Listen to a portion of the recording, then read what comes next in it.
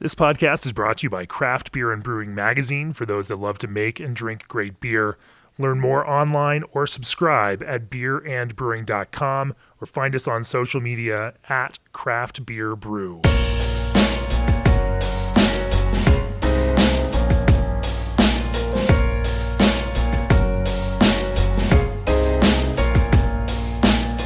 Welcome to the Craft Beer and Brewing Podcast. I'm your host, co-founder, and editorial director of Craft Beer and Brewing Magazine, Jamie Bogner. My guest on this special Star Wars Week edition of the podcast is Phil Joyce of Amalgam Brewing and Westbound Down Brewing. Welcome to the podcast, Phil. Thanks, Jamie. Good to be here with you. We will talk about this interesting relationship between those two breweries and how they interact and what Phil does for both of those. Before this, Phil was over at Powder Keg Brewing. That's correct. Yeah.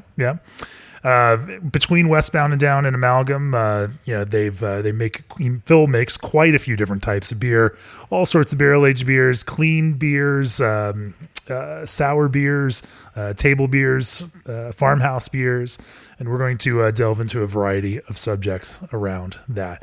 But first, as the brewing industry's premier choice for glycol chilling, G&D Chillers has set the standard on quality, service, reliability, and dedication to their customers' craft. For 25 years, G&D has led the way with innovative solutions for the craft brewing industry. Contact G&D Chillers today at 800-555-0973 or reach out online at gdchillers.com.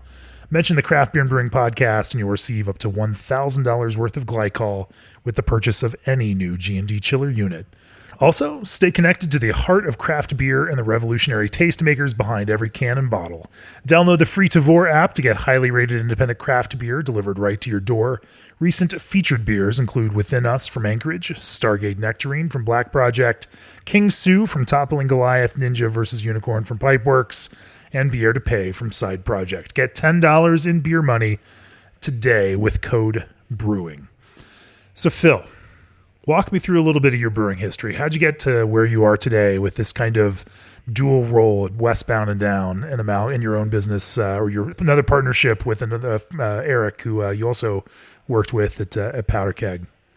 Yeah, I think I started out as a home brewer, did that for probably 8 years, and I had sort of a mentor and a boss actually in my previous career field, engineering, that kind of approached me one day and said, "Hey, it looks like you're, homebrewing a lot. You're entering a lot of contests and competitions, and you're meddling these things as a home brewer. Do you have any interest in helping me start a brewery?"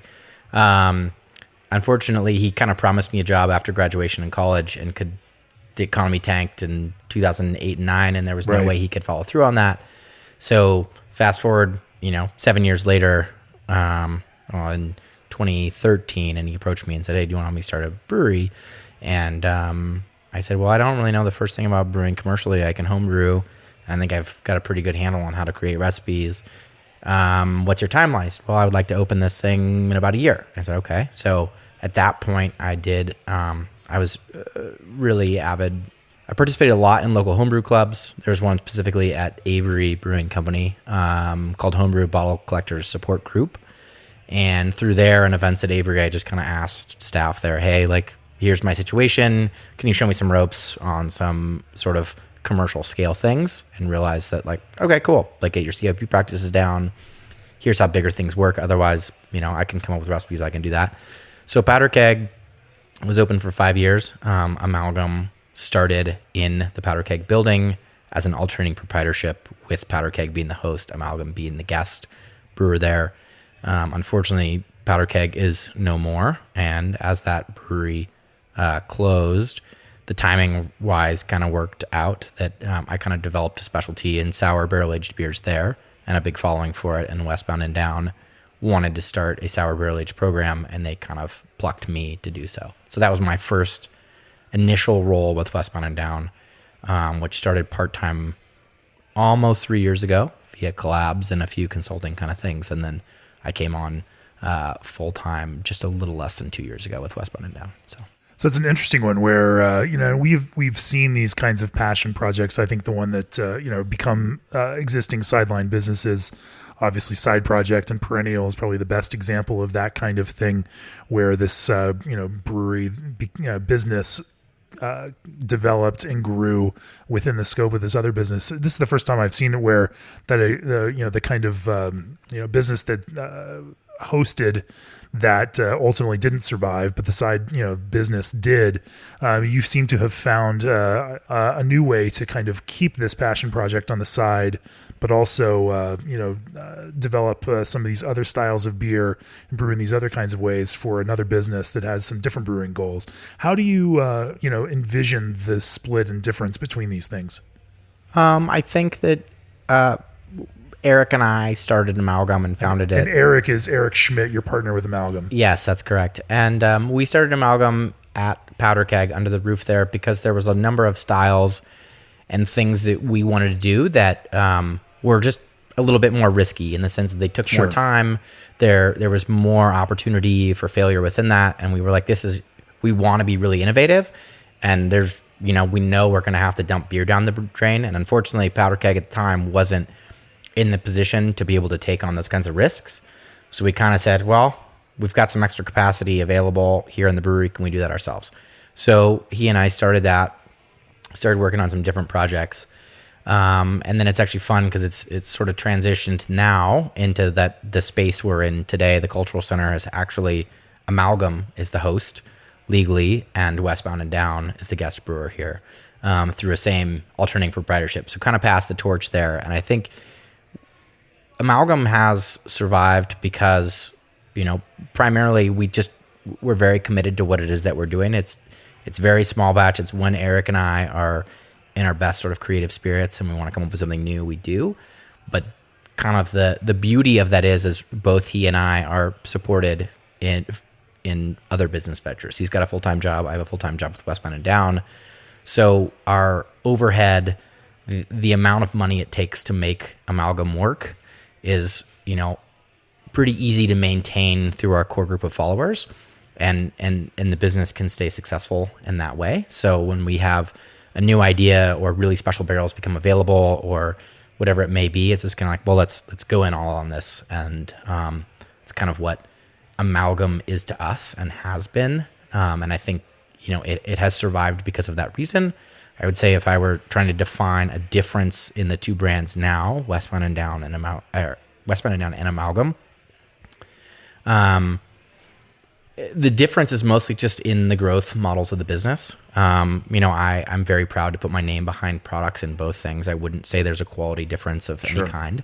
But as an Amalgam, it's often that, we've got a brand that's built that's Eric's been a big part of, that somebody might say like, hey, we've got this special barrel, or, we've heard about this beer that you've done. Do you want to partner in this way? And it could be, an ingredient. It could be a special coffee. It could be, a different producer that wants to reach out to us and likes a beer that we do, whatever it may be. And this is the hardest question, Jamie. I think that, I think the only thing that really differentiates the two brands right now is that Westbound Down, the goals there are quality beer, quality food, quality service, and experiencing that in a unique place. And to do all of those things, they have sort of put their flag in the sand in championing brew pubs. And the first one in Idaho Springs has done all of those things. And I think we're all really proud to say that the food is really great. We get more feedback on, like, we expected the beer to be really good. It was really good. The food was incredible. The service was great. And Amalgam is just kind of still sort of a side passion project. And when Eric and I have the time and the interest in doing something for it, we do it. A lot of people, when they envision these projects that are in addition to what their primary form of employment is, they're looking for some breadth or something that's a little different than what they're doing in that kind of primary role.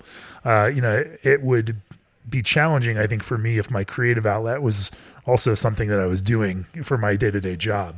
Yeah, I'd say that that it certainly is true. But I think collectively, as a group between Amalgam and Westbound Down, the beauty is, especially in this space, we can share a lot of resources. Right. We can do a lot of things like, we've got this, really great farmer that we love working with, Deer Tree Farm in Paonia area. And they're like, we have this great bumper crop of peaches. And it's like, okay, well, we want to use them. And we both make mixed culture sour beer, and I make it for both. And, these peaches are of such quality that we're going to use them for both. And so, we can buy more collectively that helps support their business. And ultimately the beers still end up different because of what went into them at first. The mixed cultures that I've developed for both are different. But a lot of the ingredients, the crossover is there because we're able to share resources and do things the same in the same building. But it's really fun to end up with a product that is different and yet like still has so much crossover, which is... I want to explore that a little bit more because I find it fascinating. You might make mixed culture beer for both brands using some of the similar ingredients but different cultures. And I'd love to talk a little bit more about how you build that kind of brand expression. But first, whether you're a full-scale production brewery, a tap room, or a home brewer striving for the ultimate setup, October Can Steamers has the small-scale canning solution. They've proven the breweries increase revenue through to-go sales with October Can Steamers, and everyone loves to sell more beer. You're only a few clicks away from selling more beer. Just head over to octoberdesign.com/podcast.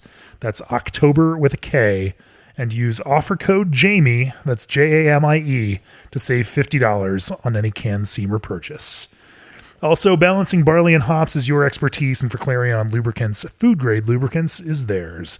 The team at Clarion knows that when it comes to making great beer, you're the expert, and when it comes to supplying food-grade lubricants backed by service-oriented professionals, they're the experts. Clarion will work with you to create an efficient lubrication program that helps protect your brewery. To speak with an expert, dial 1-855-MY-CLARION. That's 855-692-5274. Or visit ClarionLubricants.com. Clarion Lubricants, the expert that experts trust.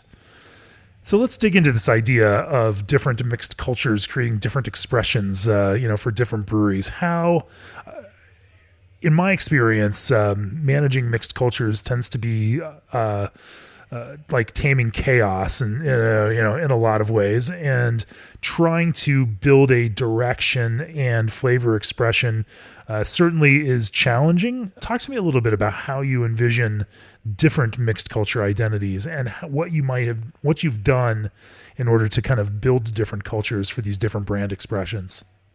I would say that first and foremost, I sort of think about the progression of mixed culture because they do change with time. 100% from a sensory perspective.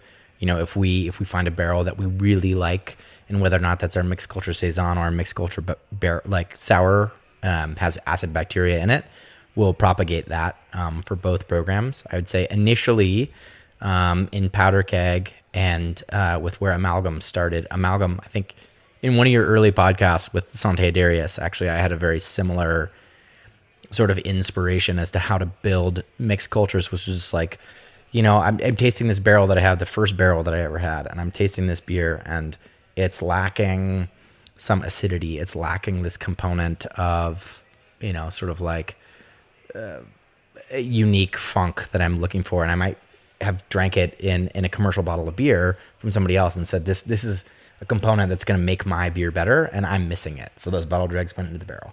And the Amalgam House culture developed that way. I couldn't even tell you what's in it anymore. We have both the sour culture and the saison culture banked at Brewing Science Institute locally.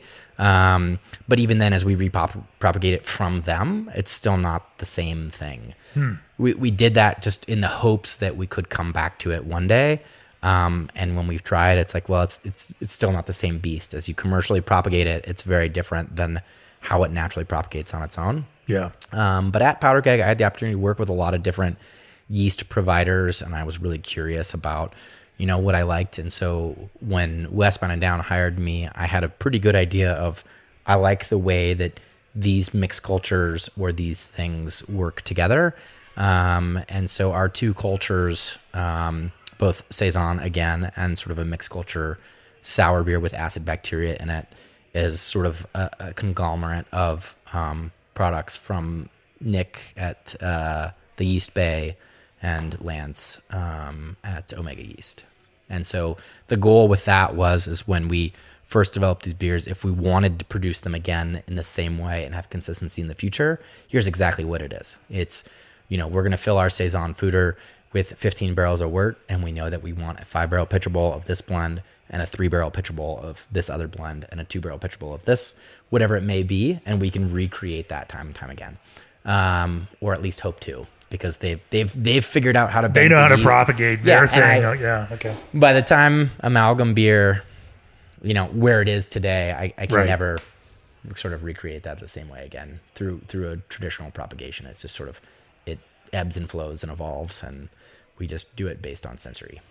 From a sensory perspective, how would you describe each of the cultures?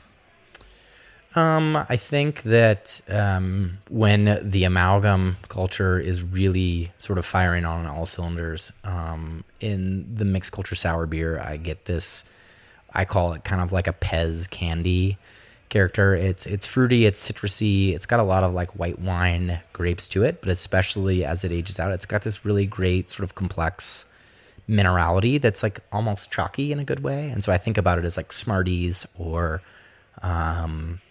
as like I said, Pez candy, things like that. And the Westbound and Down sour culture is it's got this like bright citrusy thing going on.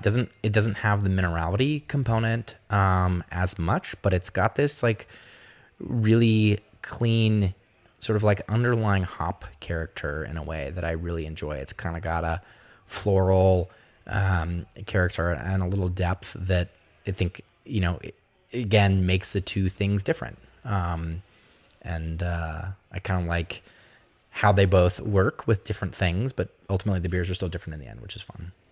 Do you hop them differently?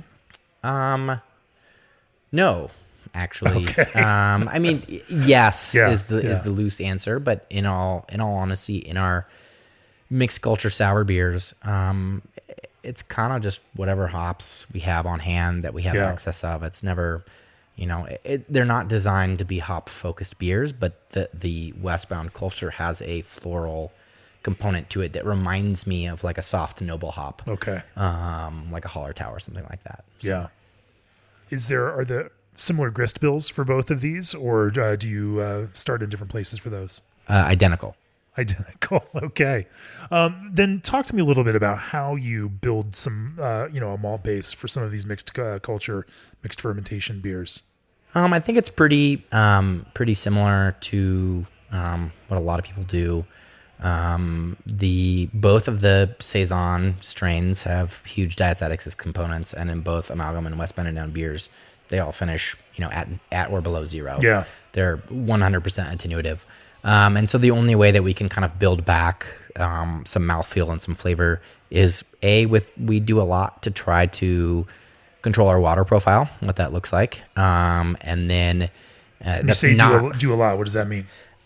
We add back a lot of gypsum, calcium chloride, and some chalk too, depending on what it is we're trying to do with the beer. I wish I was more knowledgeable about it, but I like to consider myself sort of a water geek, and I think that's oftentimes the most forgotten about ingredient in beer. And I totally diverged from your question about grist. That's okay. Water's important too. Yeah, but generally, grist wise, it's roughly 60 to 70% Pilsner malt, and the remainder of it, some sort of wheat, oats, either flaked, malted, whatever that may be. Sometimes spelt. Just kind of depends on what we have on hand.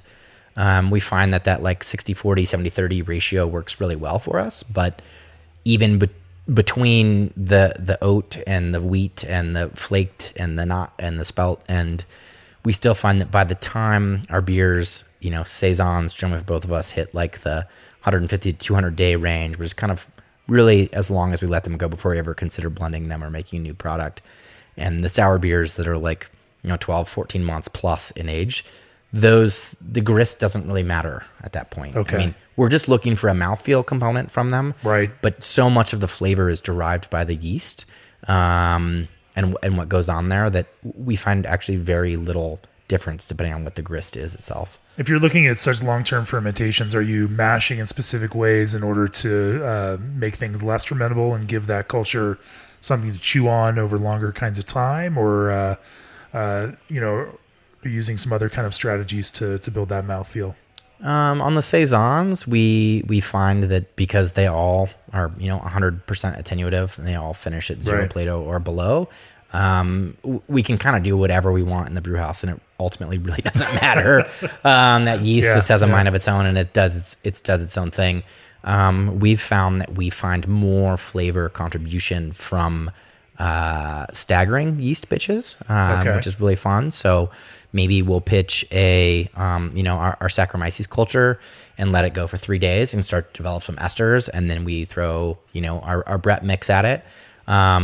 On the sour beer side, for both brands, we kind of treat the house culture more as a Solera, which is to say that we let it sort of develop and go whichever way it may go, and we pick our best barrels and we propagate them from there.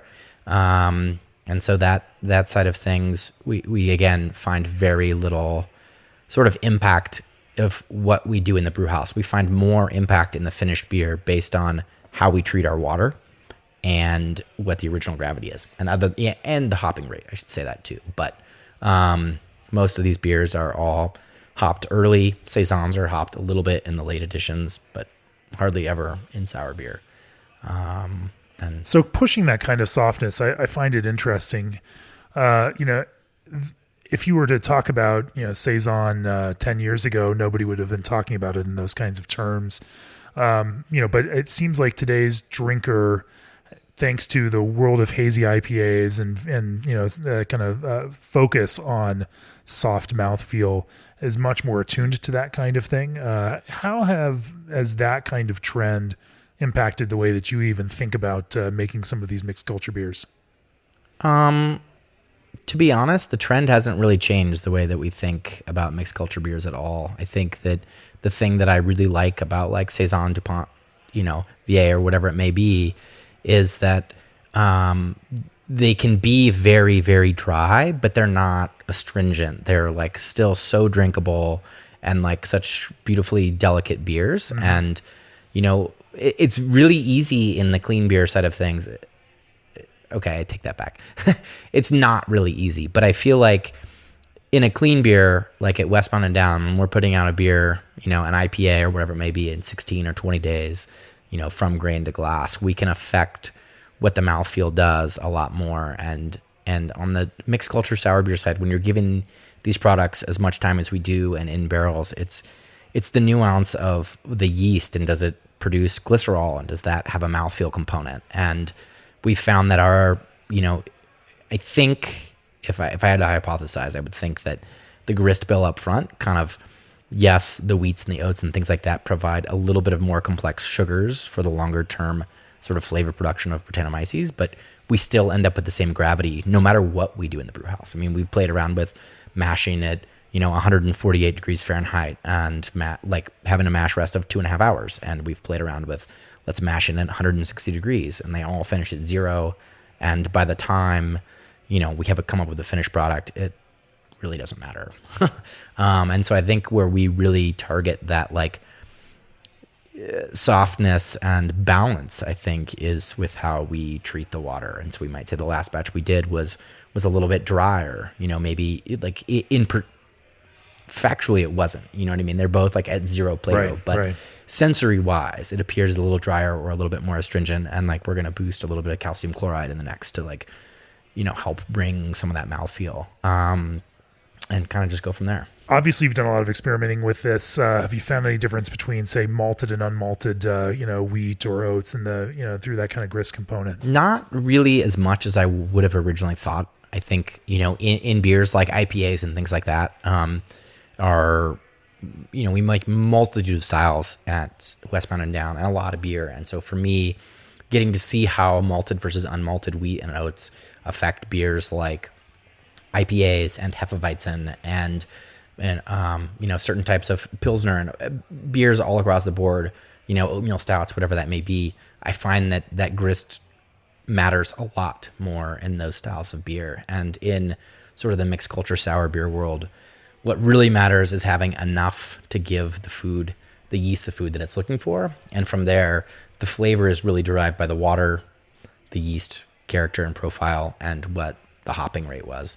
But whether or not it's malted or unmalted, wheat or oats or spelt, I really find, by the time and the, spent in wood and everything else, it doesn't make as much of as much of a sensory difference in the finished product. One of the things that we've I know that you're engaged in is this question of and the kind of where the boundaries are between something like sour beer and saison or mixed culture farmhouse beer. Both of these beer, even what we consider sour beer or American wild ale, and what we consider mixed culture farmhouse beers, they both have acidic components to them. They both have they're fairly common roots, and maybe some slight differences in the way that some of those cultures express themselves. But from your standpoint, how do you differentiate those categories of beer, and or are they different categories, or are they not different categories? Yeah, I would say that at least from what we do in both brands, the saisons are all 100% attenuative. I mean, the defining characteristic of those beers is they finish dry. And oftentimes because they finish so dry, we have to adjust, our starting gravity in those beers because we don't want to make 8% saison. We want to make 5% saison. But a lot of our mixed culture sour beers, for whatever reason, don't come into the same attenuation range. And a lot of those beers might finish. For whatever reason. What do you think those reasons are? Is that the acidity impact on fermentation after a certain point? I'm sure it does. I don't know. I don't have the answer there, but I've found that with both beer programs, mixed culture sour beers have a mix of Saccharomyces, Brettanomyces, Lactobacilli, and Pediococcus. And I find that for whatever reason, however they behave in that mixed culture thing, we always end up with beers that end somewhere between like 0.8 and 1.5 Plato, depending on what it is. And we can, no matter what we do with the saisons, we can never get them to finish above 0, period. So maybe that's a difference in Saccharomyces. Maybe that's a difference in the way the Saccharomyces plays with the specific Brettanomyces strains that we've sort of selected to work sort of in symbiosis in those beers. But the mixed culture sour beers started a little higher gravity because we're still looking for sort of this like 5 to 6 ABV range, and they finish generally about 1 Plato versus the saisons, which almost start a Plato lower in the brew house because of that. Stylistically, I think that I really strive for balance in every beer that we create, and a lot of You're the first brewer that's ever said that. That's absolutely not true. I've never heard this one before. That's absolutely not true. So you strive for balance, huh? Yeah, and so on the saison side, I feel like there is a dryness inherent with how attenuative those beers are, and if those beers finished at the same like 3.3, 3.4, 3.5 pH like our sours beers did, I think they'd be almost undrinkable because that dryness is kind of lends itself to a perceived like that plus the acidity is just like this is it's a weird acid water, like this is really hard to drink. Right. And a lot of those saisons honestly finish kind of in the high 3s to 4, which like from a pH acidity level is really not that different from like what our Pilsner is or like Kolsch. I mean it's really not that far off, but I think that little bit of higher finishing gravity, which we can control with hopping rate on the mixed culture sour beer side, really helps balance out that much lower acidity in those beers. So if I actually answered your question, I would say that the biggest defining character is how much acidity is present in the beer across those two styles. But the grist looks very similar. Yeah. The Saccharomyces sort of selection looks a little bit different, but the biggest difference I would say in those two beers, for us at least, is the amount of acid in the final product. You say your sack selection is different. What do you mean by that? Both. I think there's a lot of great saison producers that have some kind of mix of DuPont and Thierry. The French and classic Belgian saison strains. We're no different, as are in both of ours saison cultures. The primary sort of Saccharomyces strains on the amalgam, I don't know what it is at all at this point.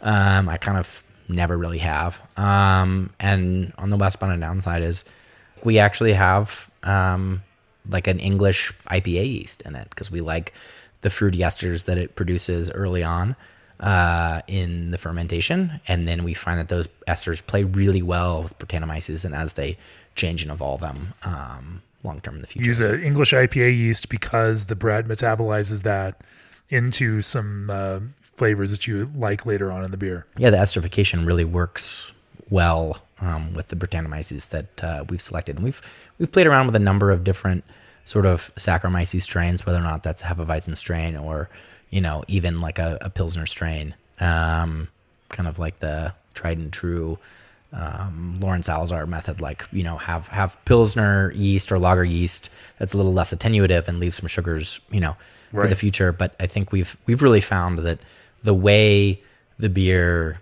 creates esters in the first, week to 14 days of fermentation really defines how the finished character of the beer is going to be. We can taste it as it's actively fermenting and be like, whoa, this has this crazy juicy fruit, peach ring quality. This is going to be excellent sour beer. Let's pick the best, the best barrels we can find, and this is going to go, And sometimes it's like, oh, it's a little bit more winey, it's a little bit more nuanced, a little bit more floral. This is going to be a great blending beer. And it just, every batch is different. We don't really temperature control the facility here that we're in very much. So we find that we get very different ester profiles in the summer versus the winter when we brew these beers.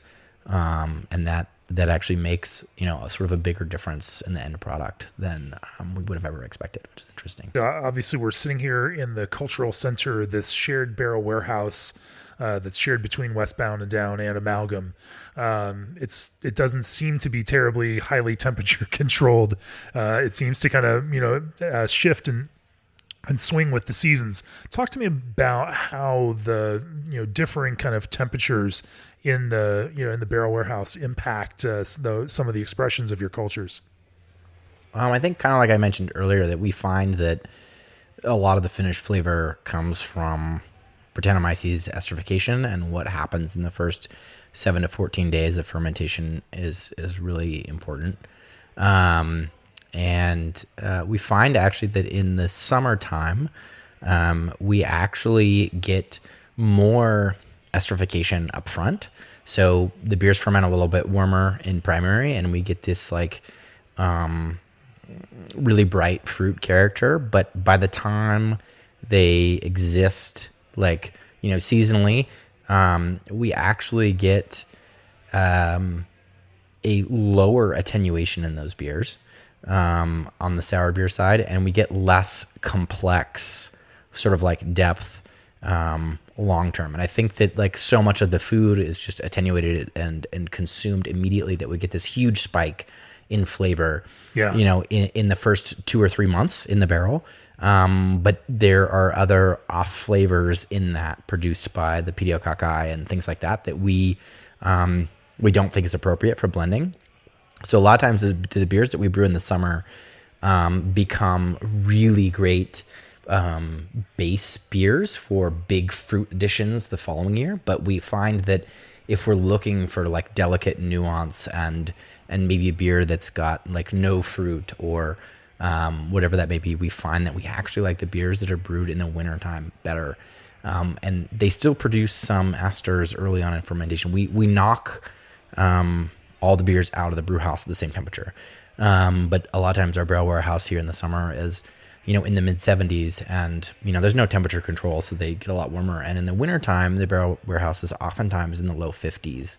And so I think that just inherently there's a lot, steeper temperature rise in the summertime, which, like I said, drives these like big ester characters immediately in the first, like 3 to 6 months, but we don't really ever blend beers at that point. And so by the time that they get a lot older, they die off. And then sort of the slower fermentation, the slower esterification of those things, maybe that's, in the summertime, I would hypothesize that more of the sugar is fermented by the Saccharomyces. You get this big flavor spike immediately, and more of, a percentage of the beer is fermented by the, Brettanomyces and the other strains of yeast in the wintertime. We're also actually actively doing a study with a a local yeast lab on pitch rate, which is kind of fun. So we pitched beers differently, inoculated them differently at a volumetric certain pitch rate, and seeing how those change with time as well. You brew this at Westbound Down's brew house. Correct. You bring wort into the barrel house. Your primary fermentation is happening how? And then at what point does beer enter the barrels and this culture gets introduced to it? Cool. So on the sour beer side, we have kind of what I would call a horny tank, which is just a unjacketed, about 25 barrel square, liquid stainless steel tip. Yeah. And we will take, some of a previous batch or some of a barrel that we like.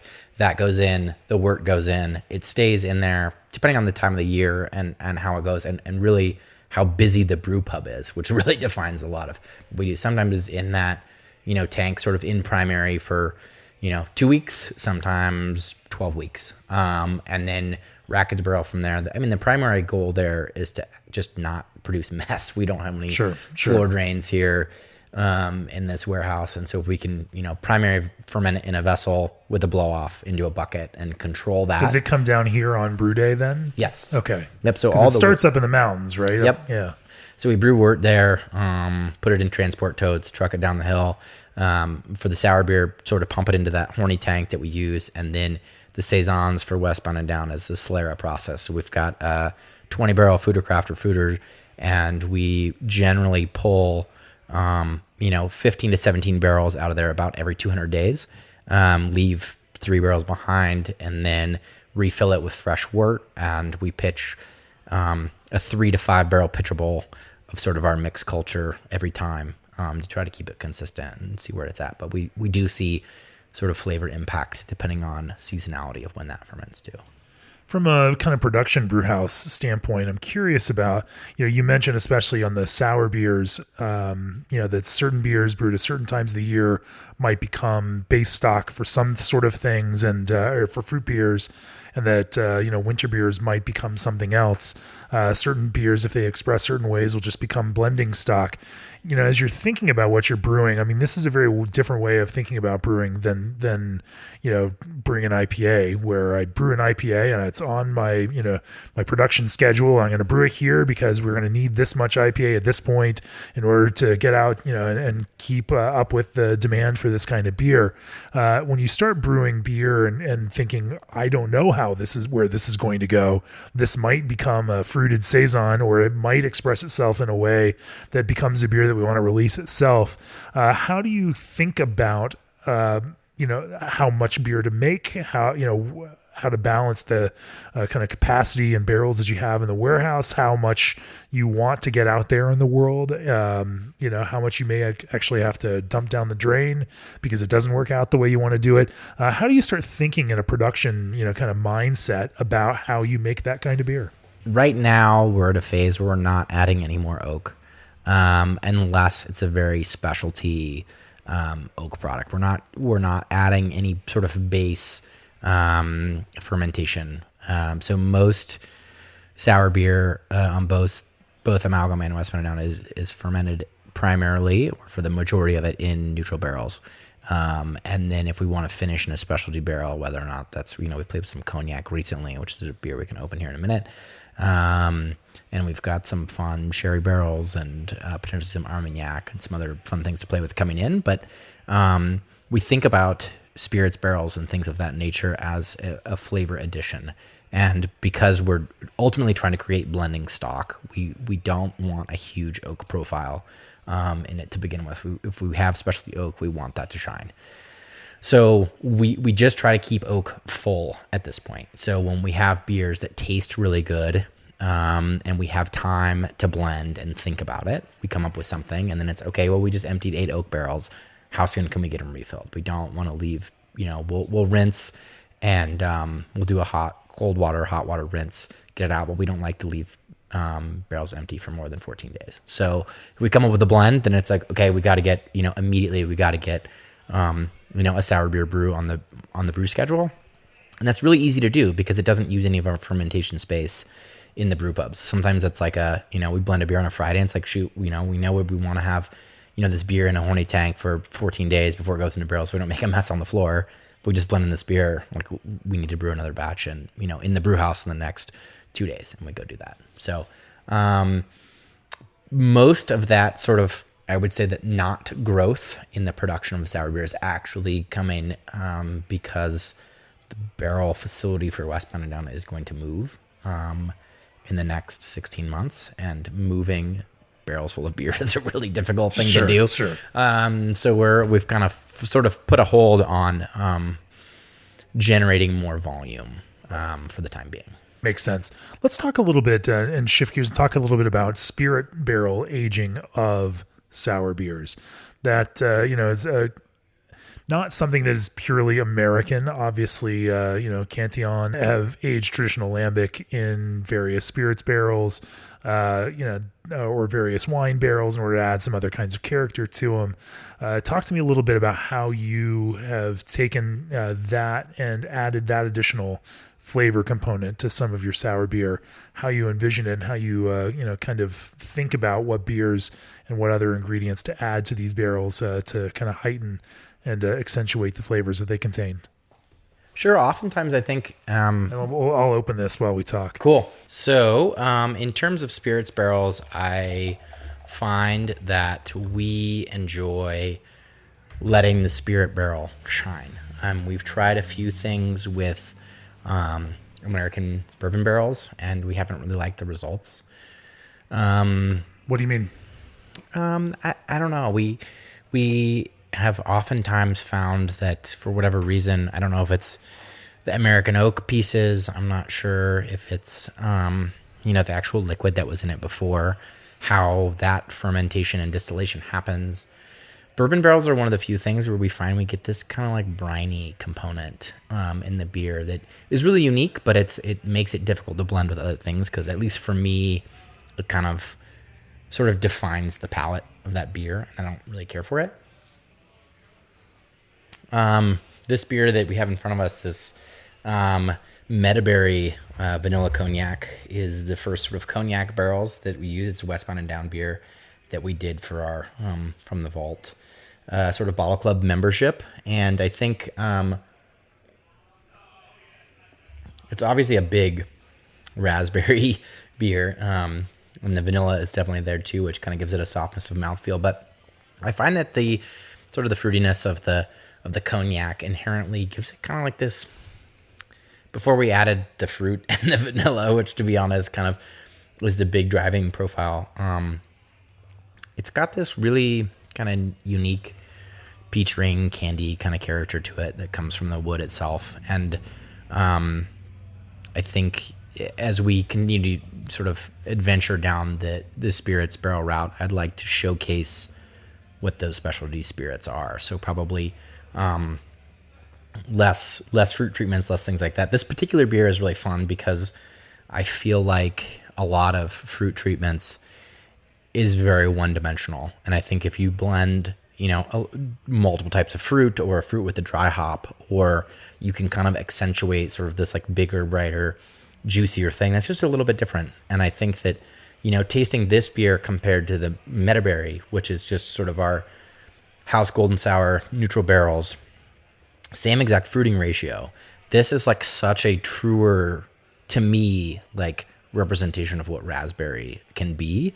And I think because there is this little underlying fruity component, there's a tannin from the wood that to me is kind of like a little bit seedy in a way. But like this is like raspberry and vanilla pie, and it's really fun. And I think that there's no really way we could have recreated all of those flavors without the cognac. Now, see, when you say raspberry pie, I think of the kind of hyper sweetened, canned sour, kettle sour beers that most folks are putting out these days that literally do taste like overly sweet candy kind of approaches to this. But when I smell it, I would, describe it almost as the flavors that wine is compared to, like it smells like the descriptors that people use to describe certain types of wine. There's almost there's certainly an earthiness to the berry component. I almost get a little bit of, almost like root spice to it.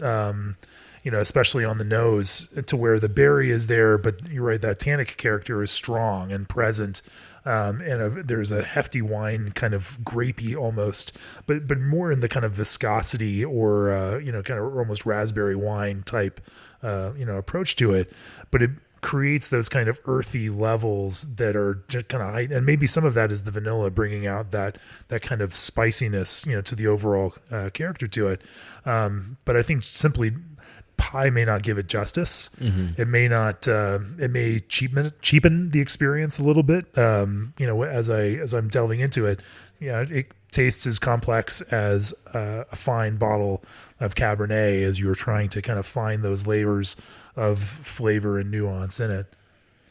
I really wish we were actually out in the barrel cellar. I know it's way too loud out there, but I'd love to pull a nail on the cognac barrels that we have sort of aging right now, and kind of you can see what the base beer plays with it. But I think I agree with you. I think there is sort of this like underlying grapey flavor, and that toast level on the French oak really kind of has these nice baking spice qualities, which is maybe why I think about pie or cobbler, is that it's got these kind of like the crust component, right, of those things, which is graham crackery and got some like maybe some star anise and maybe some cinnamon and nutmeg and those kinds of things, which again very nuanced, but I think really kind of round out the complexity of what this beer is, which is fun.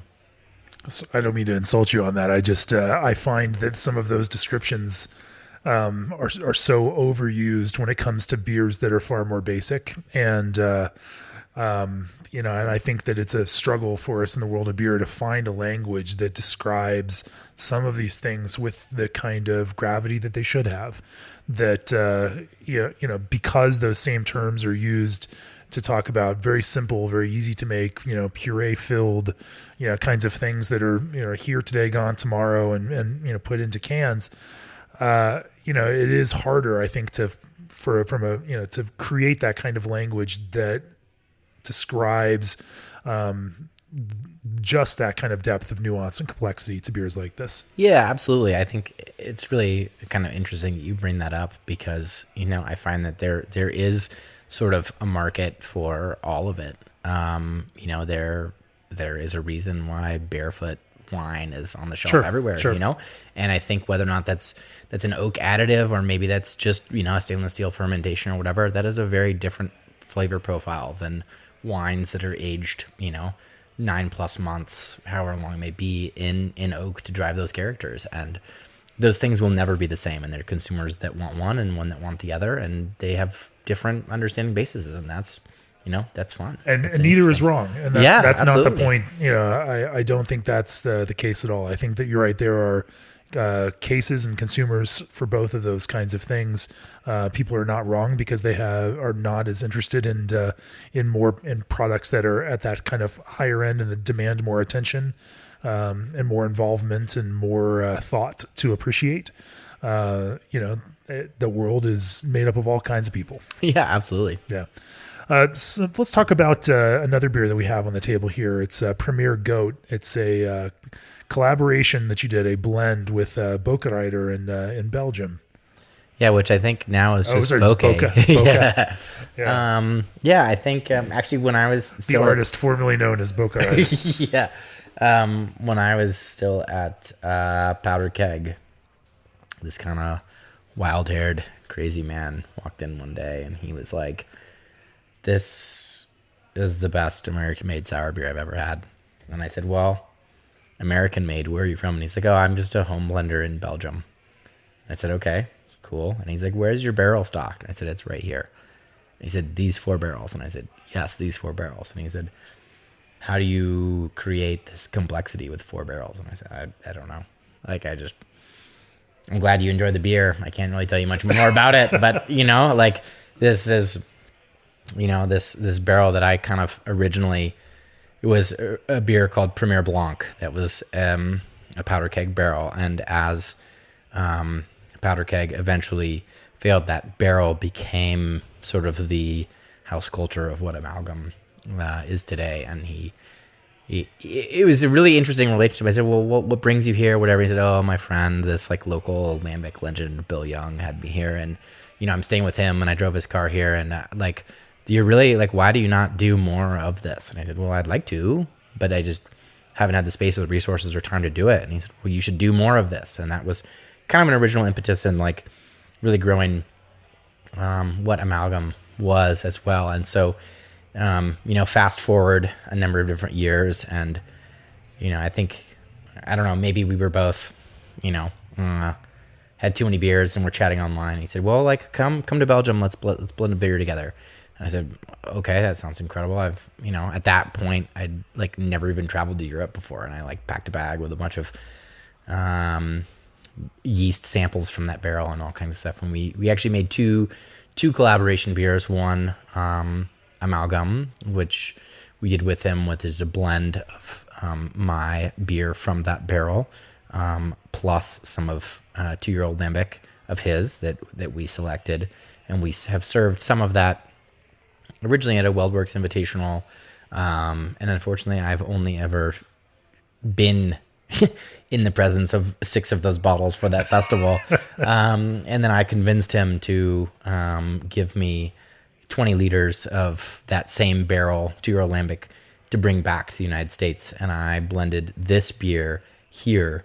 The yeast cultures that I brought with me to Belgium when we did this, we got fresh wort that I think I'll have to remember where he got it from, and I'd ask him, but I think mostly was derived from De Troc. And he pitched, our yeast slurry into those barrels with the wort, and for the longest time he was like, this beer tastes like trash. It tastes terrible. It's not complex. There's nothing going on to it. And then maybe a couple weeks ago he reached out to me. He said, this is like one of my favorite bottled beers I've made in a long time. I said, you bottled that beer? You said it was terrible. Like last we talked about it was 2 years ago. He said, no, it's really good. And he's like, I'd like to release it at the McKellar Beer Celebration this year. And I said, okay, I had no idea. So I think Eric and I are going to try to go to Copenhagen and go be a part of that and maybe come up with another blend. But it's just, I think the fun part about this beer for me is it really, more than anything else, I think it blends sort of the fruitiness of our culture and what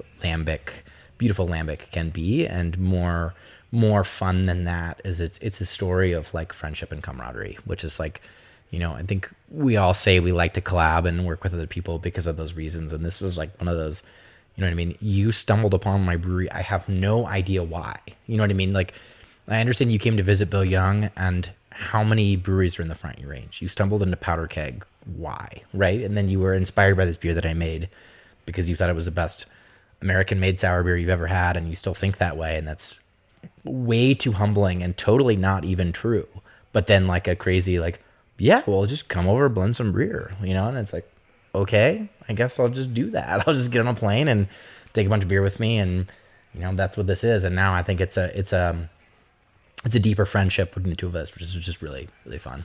Not a calculated move by the executives to drive the highest value out of a perceived friendship for marketing value between the two of you. No, not at all. Actually, I think we joke and we go there. And he's like, "You didn't bring me any Coors Light? You live in Colorado. It's the freshest Coors Light you can buy in the world. Not bring me Coors Light." And I was like, "No, I'm not gonna like pay for a checked bag to bring you Coors Light. Like I'm sorry, Rolf, but like we're not gonna do that." But yeah, it's been a really, really great friendship, and I think he's got obviously a lot of hype and a lot of people sort of following what he's doing, and I think it's just he's honest to what he wants to do, and I think that's kind of beautiful in the beer world. So yeah. Are there some non-sour, non-funky kind of clean projects that you are engaged in now on the Westbound and Down side that you're excited about or that you are learning from? Yeah, I think absolutely. I mean, I think things like barrel-aged imperial stout and barrel-aged barley wine are becoming styles that are popular, but they're styles that we've always enjoyed to brew. And again, I think, and I shouldn't say that, Amalgam also brews those and not just Westbound and Down. Yeah, absolutely. I think that as both brands try to diversify and capture a larger audience, slowly and sustainably. Like for Amalgam, we have a story that beer is fermented or aged in oak, and that's true of everything we've ever done. And we can still do that within, a barrel-aged stout realm. And on the Westbound, and downside, I think Jake, the head brewer, came from a little brewery called Hogshead, and he sort of has an affinity for creating and drinking English styles. And he's the first one that ever gave me a J.W. Lee's, an old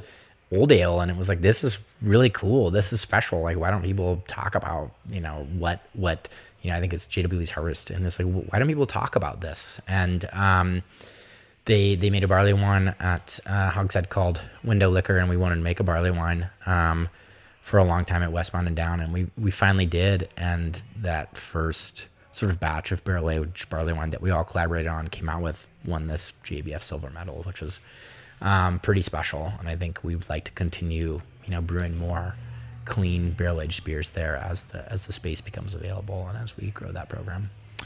And with us in our stout issue of Craft Beer and Brewing magazine, earlier in 2019, you all gave us a bottle of a beer I think you're calling Underground Breakfast, which was what Other Realms barrel-aged imperial stout, aged on some breakfast ingredients, coffee and maple syrup, and a little bit of vanilla. A little bit of vanilla, and it did all right.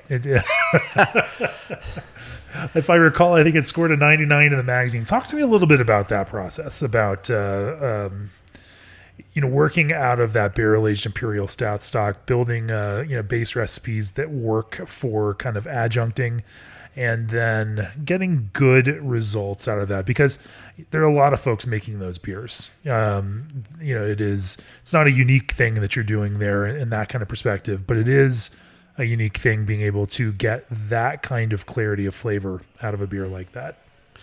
Yeah, I think that beer worked really well and still does work really well. And I think that's kind of when I mentioned earlier that it's few and far between when Eric and I both have time together to think and bounce ideas creatively, because we're so busy with everything else that we have going on. And in this particular stout was it had a little bit of a spicy component early on, almost like a soft cinnamon. And it was like, this is kind of just breakfasty. And how do we play with that? How do we, soften what we don't like about the spiciness, but how can we utilize the spiciness that's already existing in this beer to help sort of promote the other flavors that we want to contribute here? And we're like, okay, well, we can add some, really fun,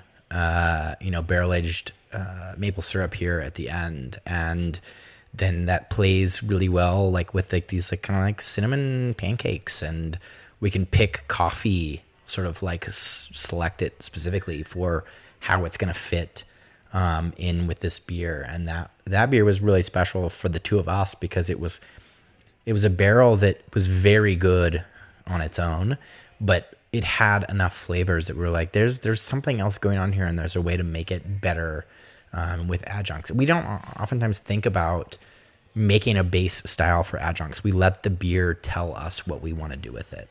And I think that was a great sort of example of, this has these nuances on it, and we want to play with it. We want to accentuate it. And how do we do that? Let's add breakfast ingredients to it. So, but just simply adding those ingredients is not necessarily a recipe for success on that. Talk to me a little bit about how you do that in order to get results that stay as bright as they were in that beer, that don't get kind of lost and muddled, because you're now adding a lot of complex things that are competing against each other in a relatively sweet environment. How do you kind of maintain kind of clear channels of flavors through that? Yeah, I think we could have an entire podcast on my thoughts and methodologies around how you use coffee in beer. But I think coffee, especially, I've found that the quality of the roast matters a lot. How, these lighter, really bright, fruity coffees are really fun, but a lot of times it's not roasted all the way through. And in water as an extraction method, beer, you've got acidity, you've got alcohol. Beer is much greater solvent than just like making a cup of pour over is. And so the way that coffee interacts in beer versus just a hot pot of coffee or water is entirely different. And the quality of the roast really matters. And the flavors that you select in the bean of itself and how it plays up in the finished beer, I think really matters. And that's fun. We made a beer at Powder Keg called Breakfast at Q's, which Q's Roaster is this little, or cafe was this little coffee shop in Longmont, just north of where Powder Keg was. And they sold almost like Dragonfly coffee exclusively. And we used one of their espresso roasts in that beer.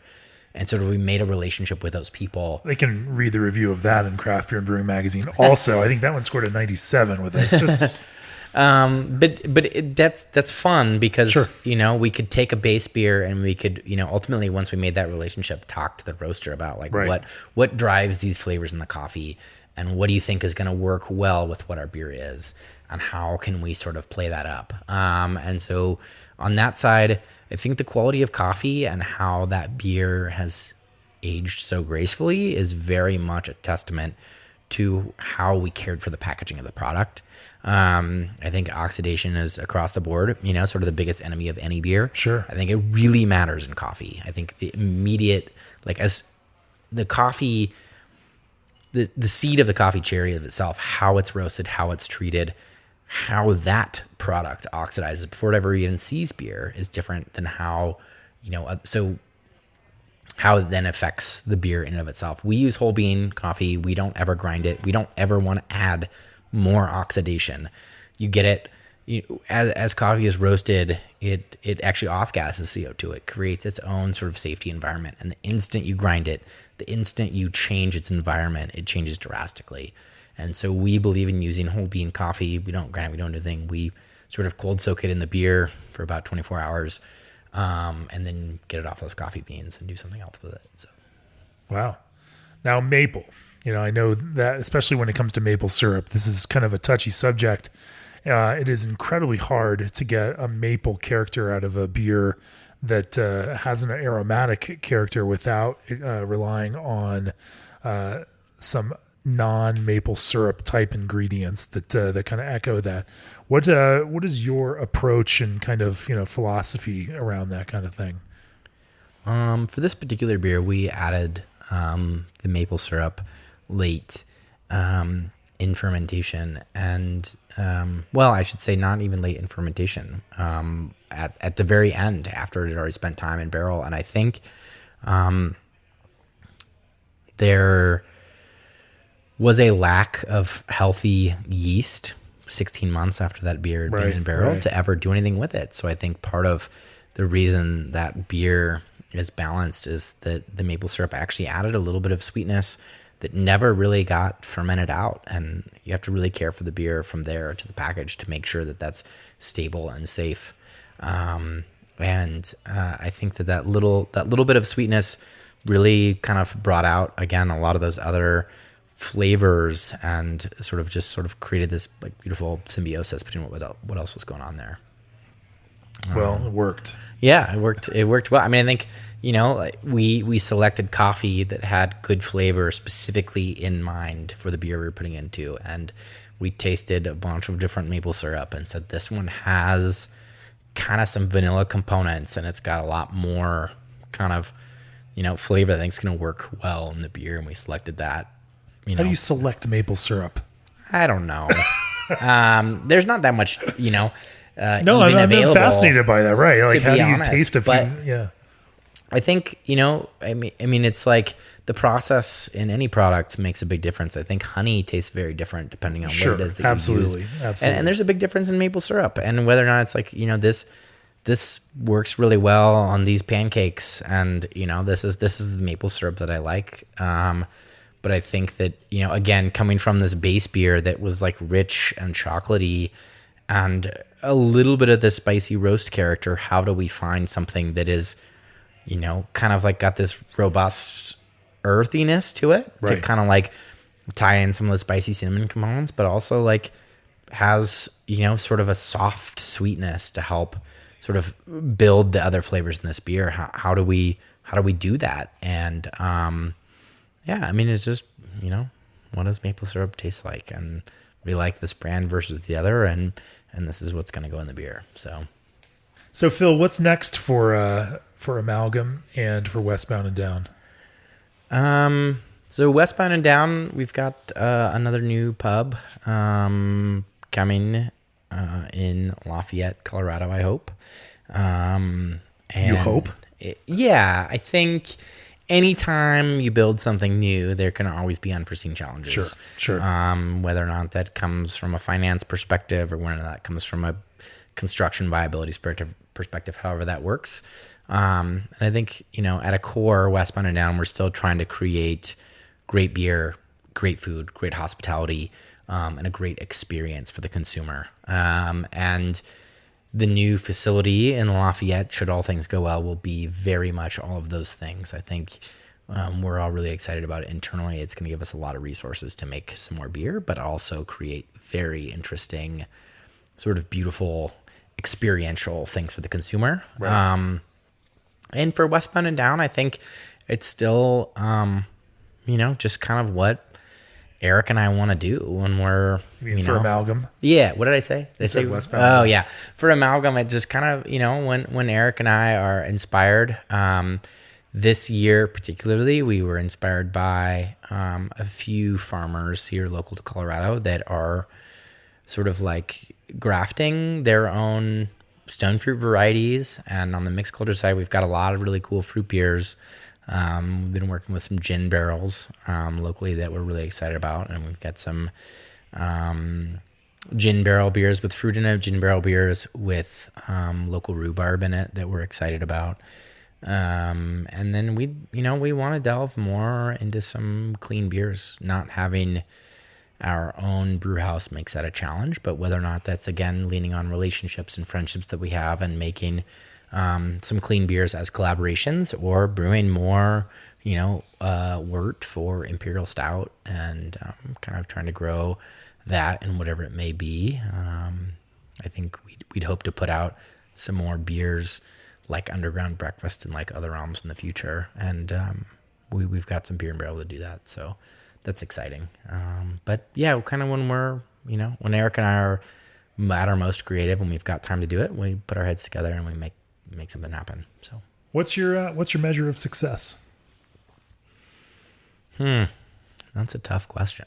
I think just beer that we're proud of, for both brands, beer that we want to drink. And I think in an ever-changing market, it's tough to sort of define what the Venn diagram is of what the consumer demands and what we want to brew and how we fit some space in the middle. And I think we try, to find that balance of what is in the middle. And, that's what kind of drives us every day. Well, cheers. That's what success is, I suppose, right? Is a business that in this crazy marketplace can continue to exist, but also is something that we want to wake up and do every day. And finding that balance is challenging sometimes. Feeds you creatively, stimulates your customers, and drives some enjoyment for them out of your product. Sure, no, I guess that's the holy grail. Yeah. And I guess we may never get there, but that's certainly what the goal is. And so maybe we haven't achieved success yet, but that's where we want to go. For 25 years, G&D Chillers has led the way with innovative solutions. Stay connected to the heart of craft beer with the Tavour app. October Can Seamers is the small-scale canning solution, and Clarion Lubricants is the expert at food-grade lubricants. If you enjoy the podcast, go to beerandbrewing.com, click on the subscribe button and subscribe to the magazine. You'll get to read some fantastic stories or reviews of Amalgam and Westbound and Down beers, for that matter. Phil, if people want to learn more about Amalgam and Westbound and Down, where would they find both of those breweries? I hate to admit that for Amalgam, we have at least at this point, I think a pretty abysmal website. I don't even know that one exists. But we try to have tastings here at the Cultur Center about once a month. You can follow us on social media. We're pretty active on Instagram and post about events on Facebook. Westbound and Down. We've got the brew pub, obviously, in Idaho Springs, and we're going to add more brew pubs in the future with tasting events here at the Cultur Center. More of a barrel-aged mixed culture beer focus with a little sort of salt addition of clean beers from Westbound and Down. Again, once a month, you can find out about those from the Facebook and social media channels. And Westbound and Down, you can find us at westboundanddown.com and follow us on Facebook and Instagram there too. Thanks for joining me on the podcast this week, Phil. Thanks for having me, Jamie. Yeah, cheers.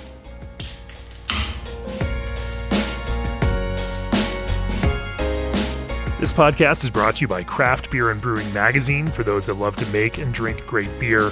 Learn more online or subscribe at beerandbrewing.com or find us on social media at Craft Beer Brew.